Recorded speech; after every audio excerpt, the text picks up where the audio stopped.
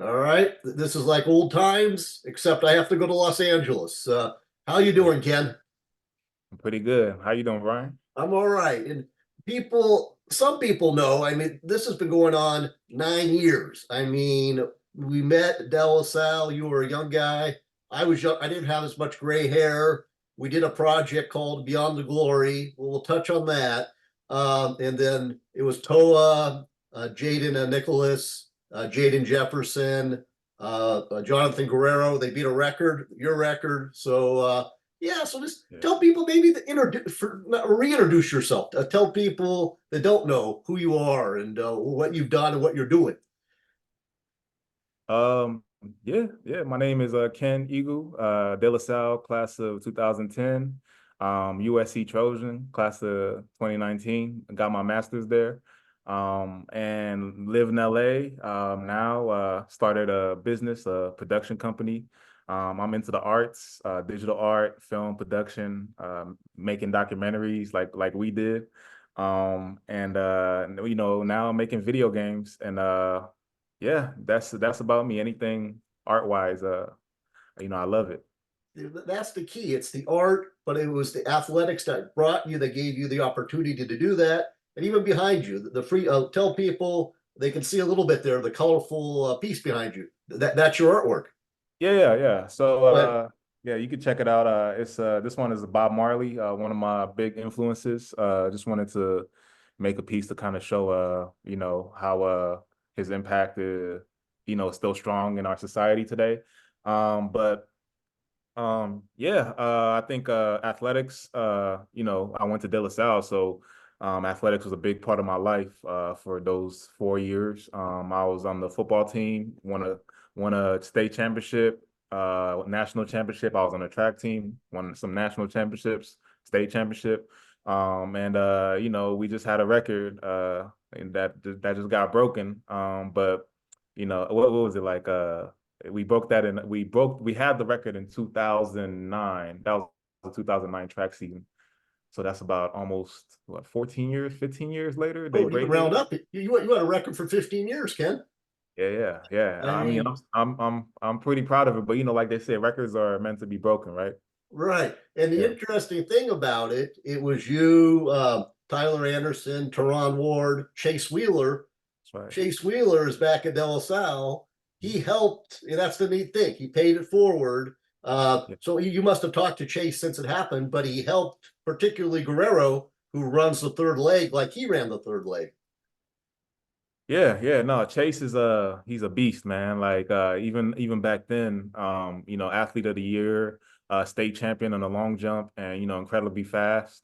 And now he has a lot of track knowledge, running at Cal and now he's just, passing it down to the kids at De La Salle now. And it's only right that, that this next generation is learning from a guy like that.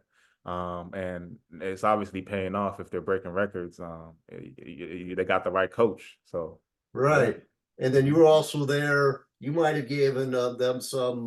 They didn't even know about this on motivation because on Alumni Day, tell them about the conversation you had with Harvey, the track coach. Yeah. So I hadn't been on campus in like almost 8, 9 years. Since me and you, Brian, did Behind the Glory, our documentary about De La Salle football. But I went away, to LA, went for my grad school, and kind of got caught up out here in LA. But Tim Roberts, he's the alumni director. He's been trying to get me to come back and do alumni day for a while. Just kind of talk to the youth, give them some wisdom. So I finally had some time this year, and I flew up for a couple days, and it was a good event. Chase was actually there; he was one of the speakers as well, and we went out to track practice, and I was just checking out the kids from a distance, just running and seeing how the program is run now, and I saw Harvey, I saw Coach Ward. And I just had to mention to them that we were the first class because my freshman year was the first year they got hired as the track coaches. And I always like to brag to them like we were the best class. We were the first class. We were also the best class because we had the most success, winning a few championships, breaking a record, Northern California state record. And then, I was just, in Harvey's ear, just letting him know, like, you really didn't do much better than, than us, as a group. I guess that kind of motivated them a little bit. So yeah, it was great. It was great just catching up. And yeah, just seeing how the program has evolved. I like to think of De La Salle now, like it's grown so much as it used to be like a high school back in the day, but now I always like to call it like De La Salle University. Like it's really evolved into like a full-fledged Division 1, almost like college program now. So it's awesome for them. No, and that's it. Maybe speak about this, the your athletic background, what athlete after your athletic career was over, what that allowed you to accomplish. You know how it was the vehicle that got you to Duquesne, that got you actually first to Washington, then Duquesne, and then a master's degree. And yeah, tell people about that. Yeah, De La Salle, it's a big part of my life. I wish, a lot more young men will experience that type of education. Just learning about discipline. Discipline is like one of the key factors of the whole program. And I think, that was really instilled in me while I was there. So you had to have a lot of discipline to go to even just get through the program. And then going, forward, playing college football, just having that discipline to continue to, overcome a lot of different things, and pursuing different things. I wanted to kind of take the aspect of what I had gotten from, just sports, discipline, integrity, hard work, and just kind of apply it to other avenues, of my professional life. That inspired me to really, pursue a digital media arts degree at Duquesne, and then, to apply for a master's degree and end up at USC, one of the top, ranked art schools in the world. And it took a lot of discipline, integrity, and hard work, the same kind of principles that I learned at De La Salle, to kind of get through that program as well. And now, as a starting a business, starting a production company, it's the same, it's the same three factors, right? Discipline, integrity, and hard work. So that all started at De La Salle. I'm always, very, very grateful for that experience.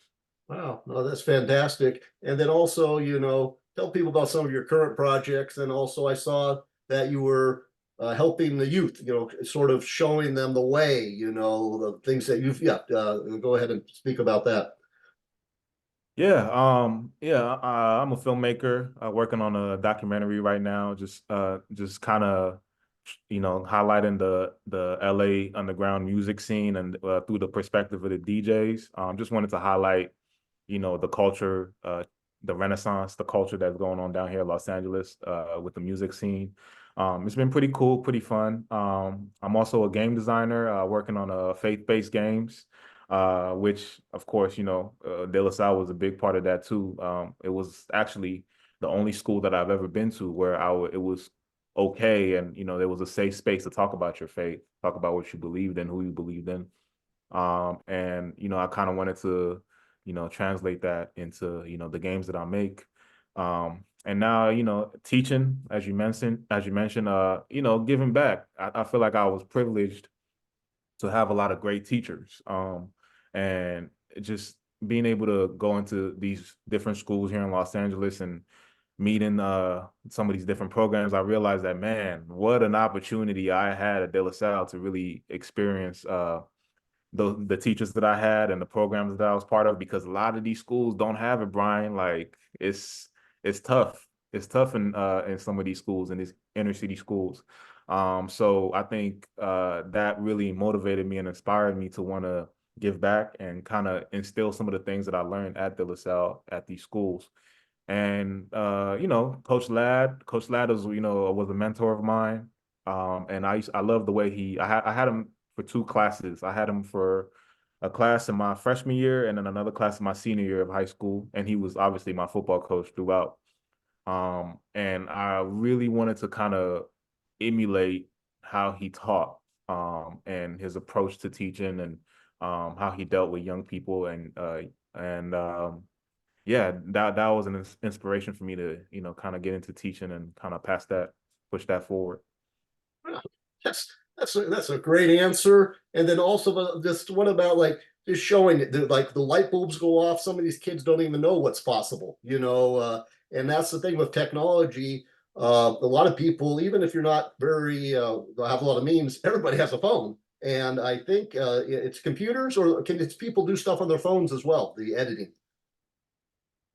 Yeah, yeah, technology's made it a lot easier. Like I was saying, like I spent college isn't cheap, right? And I did a bachelor's and a master's. And as you that got very expensive to learn these skills. But now I look at this technology and with AI, like you don't even have to go to school anymore. Like you like the technology just kind of does it for you now. And so it's a lot easier to kind of teach um, young people, video production or game design or things like that. Um, and honestly, like that's even like I tell this to my students, like one of the best advice that I can give them is like, um, you just need to invest in technology. Like just learn how to use a software, learn how to use a technology, learn how to do some coding, learn how to use AI. That's all you really need to do right now is just invest in technologies, and that'll take you a long way because the way the world is changing, there's really no need to, spend too much effort just learning, all the little intricacies of, making a film, editing and stuff. Like just learn like, how these softwares can help you, all the templates that they have. There's so many ways you can create now, and it's the world is theirs if they just, really, really invest into the technology. I just thought of something as good as technology and AI is, you need a good idea. AI didn't come up with Beyond the Glory. Right. I mean, that was a unique project because people can tell I'm a few years older than you, but we were able to bring the generations together. And it's Right. been, we can round up, we'll call it 10 years, it's 9 years. We should bring some of that back for Yeah. the younger generation as like 90-second reels. I mean, is that a good idea? It's a great idea. And, we've been talking about this for a couple years now. It's just, timing and everything. But, that's always on my bucket list for sure. It's like we definitely have to repurpose it, right? Kind of after this new wave of, Instagram reels, TikTok reels, things like that. Um, Behind the Glory was a great project, man. Like just the people that we met from like people that went to De La Salle in the 80s, the 90s, before I was born. And then the 2000s, the early 2000s, even and then up to like my class and then even beyond. The last team we covered was the 2015 Spartans. And they were, ironically, I don't know if it's our fault, but they were the last team to win a state championship. So they haven't won since we dropped that final episode. So I feel like since 2015 till now, going through COVID and everything, it would definitely be awesome for this new generation of kids to we gotta, De La Salle, we gotta kind of bring back, the old school a little bit, so they can kind of see what the program, how it evolved and how it grew and what it took. It took a lot of sacrifices, right? For us to be so great at, what we did. Versus now, I feel like a lot of these kids aren't really making those sacrifices anymore. The program is very wealthy right now, right? There's a lot going on with it now. So they don't really have to sacrifice the way we sacrifice. They don't really have to work as hard as we worked, right? So maybe bringing back the old school, showing them, the grit and the grind that it took, maybe that could help, get us back to our winning ways, right? Yeah, maybe we got to talk to Justin Allenbaugh. He watches these Zooms, Yeah. and we come back for a day or two to give like good mojo or something to because yeah, yeah, I'm not laughing, but I meant it has. There has not been a state championship since 2015. Right. Maybe this just I'm trying to think where even to lead. I mean, so yeah, so currently right now, yeah, tell people about this and also mention your brother. I mean, Victor. I mean, how De La Salle help them, and I think it's helping you as well. Victor, is he still doing the private or the private equity or Yeah, yeah. He's into real estate. He's a real estate manager right now. okay? Yeah. Principles that we got from De La Salle, My brother and I, we grew up, we grew up the hard way. We'll say it like Right. that. And we really didn't have those principles really instilled in us growing up until we got to De La Salle, right? And my mom, she kind of started it, but De La Salle was where, the coaches, the teachers, really like beat into us that faith, that integrity, that discipline, and that hard work. And even now he's applying that into his realm with the real estate and how he's moved up really really quick. He's still a young guy, but he's making moves. He's a manager already. I think yeah, De La Salle definitely probably had a big impact on that as well. Yeah. Your big little brother. Yeah, that's right. No, no, then also I'm thinking about maybe like a message, like because the current team watches these Zooms. Well, what Right. is something you could impart to them, the current Spartans? The current Spartans. Wow.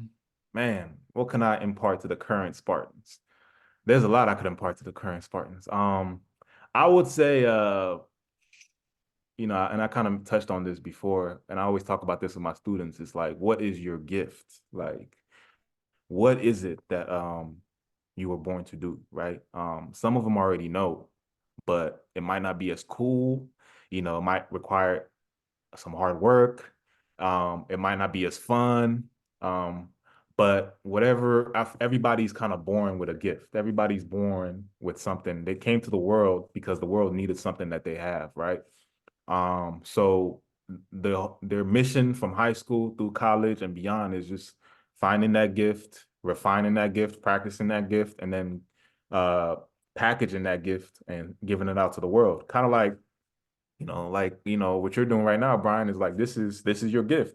Yeah, Interviewing people, taking photographs, being very social, even research. A lot of people don't know about you're very good at research, man. You know a lot of things about a lot of different parts of De La Salle. But just and seeing how you've been able to package it and then bring it out to the world and making a difference with it, especially with the young kids.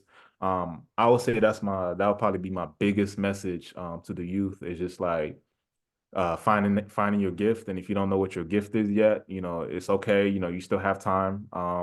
There's a whole life ahead of you to learn what that gift is and to kind of refine it and give it out to the world. no, I'm just thinking back, whatever the summer of 2015. How glad tell people about this. I saw you at a distance, and then I saw you the next day, and I don't know why. I knew to come over and talk to you.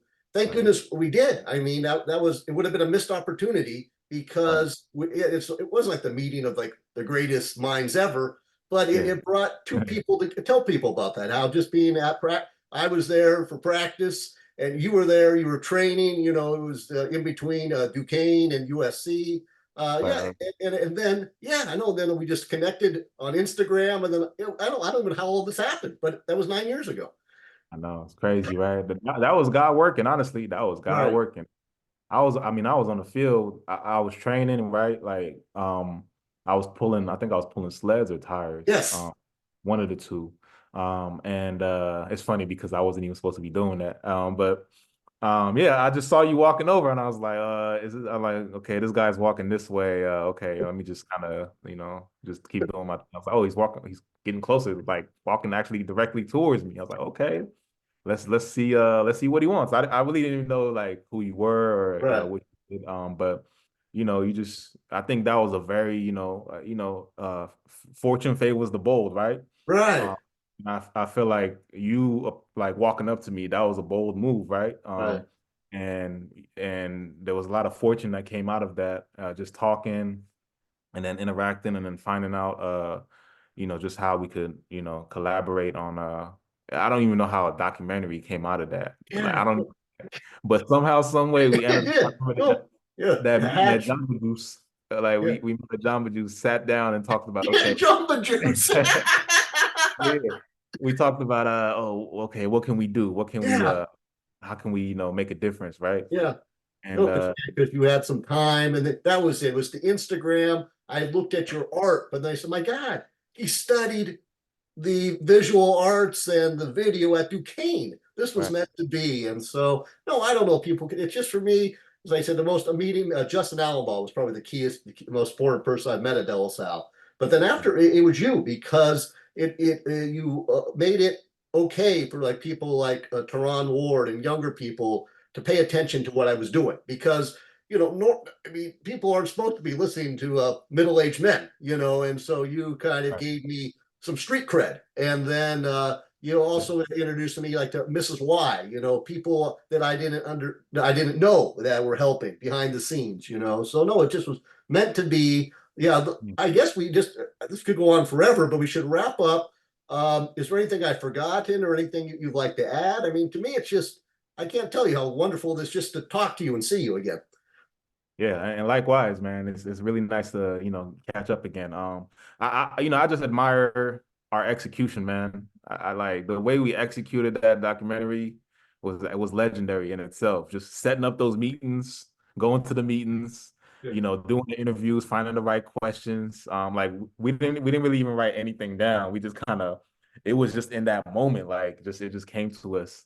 And I just even think about like Mike Blasquez at Cal, UC Berkeley, going into their facilities and Yeah. like I don't like they don't really usually allow even just normal people that are outside of the program into the facility, but letting us in and then interviewing him and even like the baseball coach, the head best baseball coach, Right. How'd that even happen?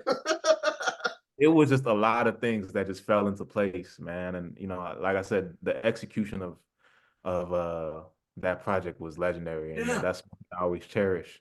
But now like today, like I just saw the news that De La Salle's playing a team in the UK, London. NFL pathway, yeah, the Yeah. NFL pathway team. Yeah.